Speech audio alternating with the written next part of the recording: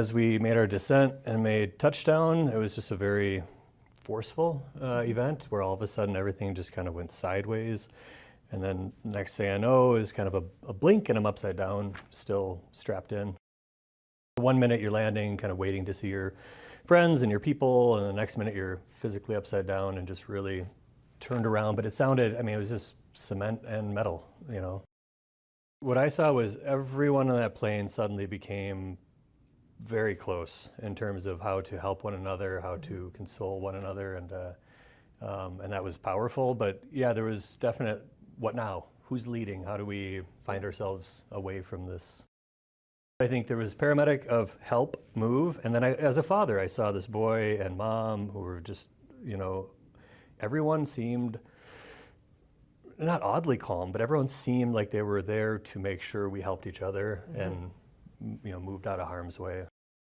The most powerful part of today was there was just people, no countries, no nothing. It was just people together helping each other. A Delta Airlines plane flipped upside down while landing in Toronto on Monday. Officials say over a dozen people were injured on board, 3 of them critically, including a child. However, there were no fatalities in the crash. The plane first took off from Minneapolis-St. Paul International Airport, and after an 86-minute flight, came to rest belly up on the snowy tarmac at Toronto's airport. Audio from air traffic control paints a picture of what arriving fire crews first saw. Just so you are, there's people outside walking around the aircraft there. Yeah, we've got it. The aircraft there's upside down and burning. Delta said a CRJ-900 aircraft operated by its Endeavour Air subsidiary was involved in a single aircraft accident with 76 passengers and 4 crew aboard. The CRJ-900 jet is made by Canada's Bombardier and powered by GE Aerospace engines. Canada says it would investigate the cause of the crash, which is not yet known. The incident came amid windy weather following a snowstorm. The airport had said earlier on Monday it was dealing with high winds and frigid temperatures. However, on Monday evening, Toronto Pearson Fire Chief Todd Aiken had this to say about runway conditions. This is an active investigation. It's very early on. It's really important that we do not speculate.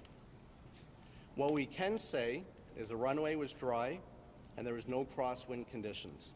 The crash in Canada follows other recent air travel incidents in North America.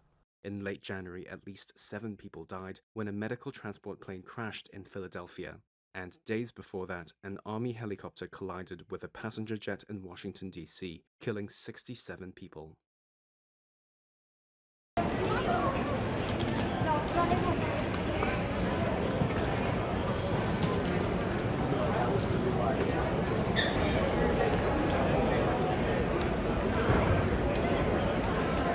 But I found that you were getting constant sayings on the intercom saying that there's a delay, etc., etc. But everything seemed to be very normal. That's what I found really odd. It was people were taking it in stride. Okay, you know, everybody's expecting a delay, but it won't really affect us. All right, so we're off to Fort Lauderdale at 4:55, but we've been delayed only a half an hour so far. When I was grabbing lunch, I hear people at the table behind me saying there was an accident at Pearson. What? And then someone at the end of the bar said, yeah, the plane flipped over. I'm like, what? And so we're hearing cancellations and airport closed and all this for the longest time. And then finally, when information starts flowing, we're hearing that we're only delayed and not canceled. So we were going through the whole gamut of where we're going to stay tonight. Are we leaving tomorrow morning? We got to catch a cruise, and we can't catch any port of call until the beginning of March. So we got to get on this boat, right? So, yeah.